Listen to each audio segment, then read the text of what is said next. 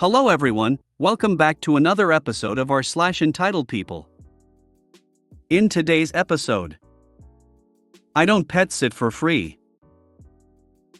A estranged sister's former stepdaughter thinks she deserves an inheritance from our deceased father. Ranch Cup Karen. Before we get started, make sure to subscribe so you will never miss a video. So let's get started. I don't pet sit for free. A few years ago, two friends' mothers were hospitalized and subsequently passed away. During that time, they needed a last-minute pet sitter and I volunteered. They always went above and beyond when I needed help, so I looked at this as an opportunity to repay them.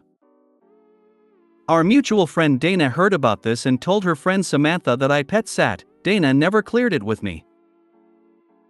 Sam emails me that she has accepted a job as a traveling nurse and is gone for weeks at a time. She contacts me with dates that she will need me to watch her cat. I respond that I am available and how much I charge. She replies that she's surprised I charge and that it's too much money. I explain to her that I need to cover mileage costs as her house is far from my home and that I would have paid my neighbor to look in on my cat. She then tells me that I could move into her house and not have to pay rent, and I can bring my cat so that our cats can be friends. I tell her I have signed a lease and don't want to move. I added that cats aren't as social as dogs and I don't want to risk my cat getting hurt. Then she tries to get my sympathy by saying she is in dire straits because she doesn't know anyone else with references who pet sits on such short notice. I want to tell her that lack of planning on her part is not an emergency for me. But I didn't, I let the whole thing go. The next month I run into Dana and Sam at a party. In front of a group of friends, she tells me in a very self-important way that not only does she not have to pay for me to cat sit anymore, but she found a sitter who pays her. She found a person on Craigslist who for reduced rent will watch her cat and do chores. I congratulate her for thinking out of the box. I guess she was expecting a different reaction from me because she seemed irritated at my compliment. Worse yet, I didn't see a red flag. She and Dana were birds of a feather. Dana ended up being one of the most condescending, entitled people I have ever met. I wish everyone strength with the entitled people in your lives, they are exhausting. Years ago, I had a friend who was going on a road trip with her kids. She asked me to watch her dog, which I had no problem doing. Her dog and my dog were about the same size and got along great. So I watched her dog at my place for about 2 weeks and didn't ask for any money. To me, it's just what friends do. Few months later, due to work, I was going to be away for 2 days. So I asked her if she could watch my dog for those days. She immediately said it was going to cost me $200. I was taken aback for a few seconds, then asked if she was joking. She was not. Even after reminding her I watched her dog without any expectations of payment, she didn't care. She demanded I was going to pay her. After that, I stopped talking to her and our friendship died. I don't expect my friends to ever give me the shirt off their backs, but giving a helping hand here and there is a nice thing to do. If you ever run into her again, ask her if she has noticed anything missing from her place while this stranger is supposedly house sitting her cat. Just a simple way to get into her head. That's delightful. I appreciate your idea. Travel nurses make bank. That's why she took the job. She just doesn't want to pay for your labor. So a friend of a friend, so just an acquaintance, wants you to pet sit for free so she can take a job that probably pays around $200K. Yeah, screw her. A estranged sister's former stepdaughter thinks she deserves an inheritance from our deceased father. My estranged sister was only married to her son's father for just over 4 years. The son's father was nearly 10 years older than my sister and had a tween-age daughter, Bree, when they got married. Bree hated my sister. She really wanted her parents to get back together even though her mother had married someone else, so she thought sister was keeping her parents from getting back together. I believe during the 4 years Bree only saw my parents a handful of times, 4 to 6 at most. Sister and Bree's father divorced either just before or right after Bree's 16th birthday. After the divorce, none of the family had contact with Bree or heard anything from her until she started college. Around the time she started college, she contacted me to inquire if my parents had college fund for her.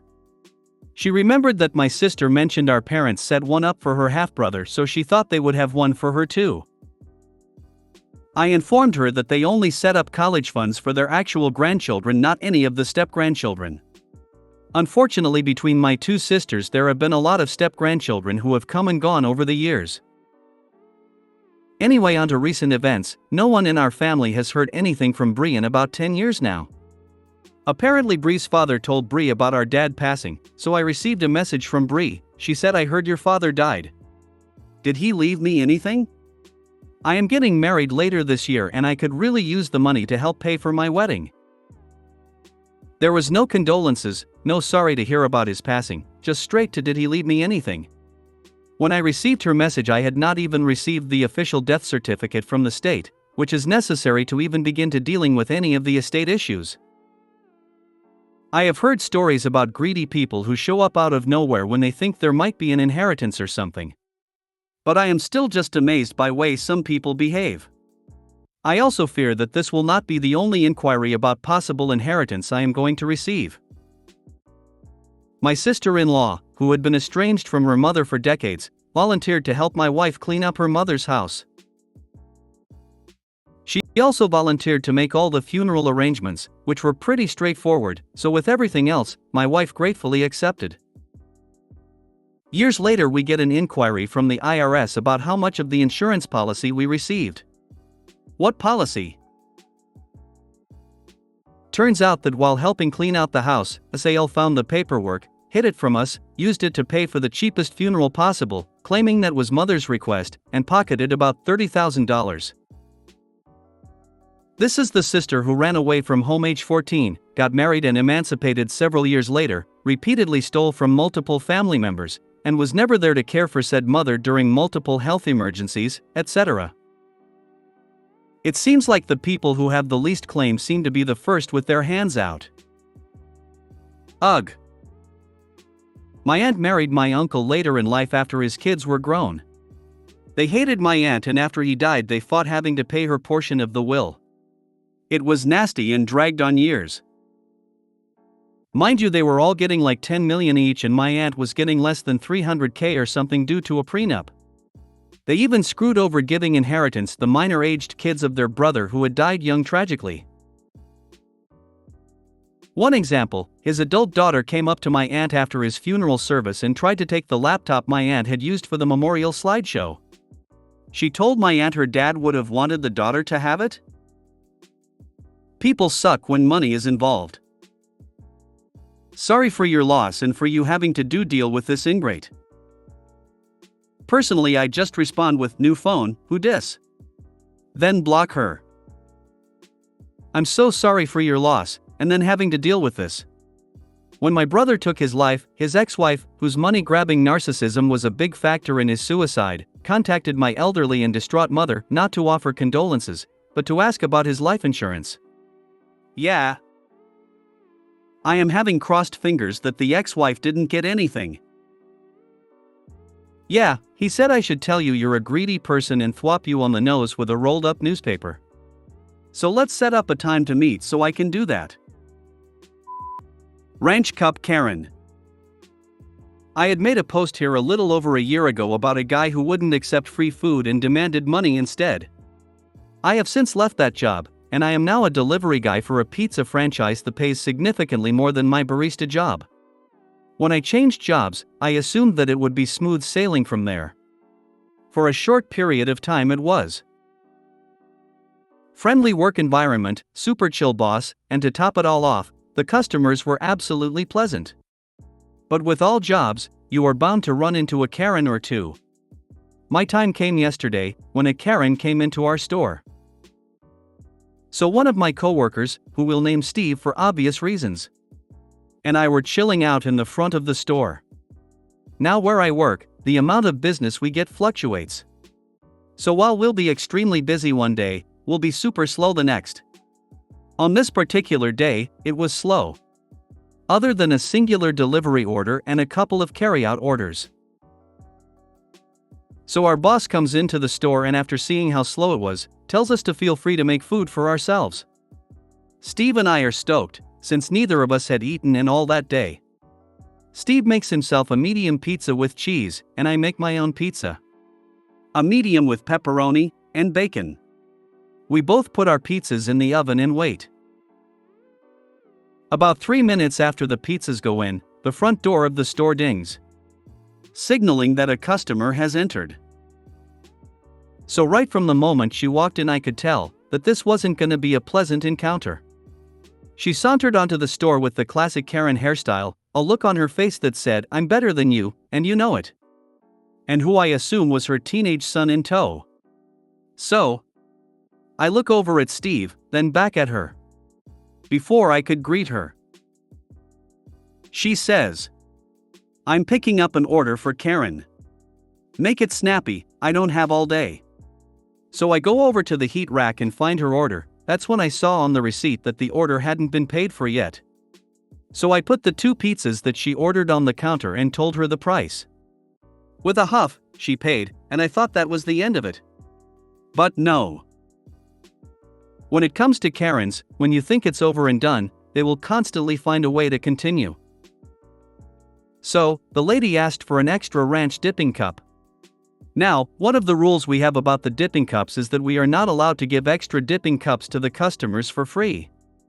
The only time the dipping cups are free is if they actually came with the order, which in this particular case, they didn't.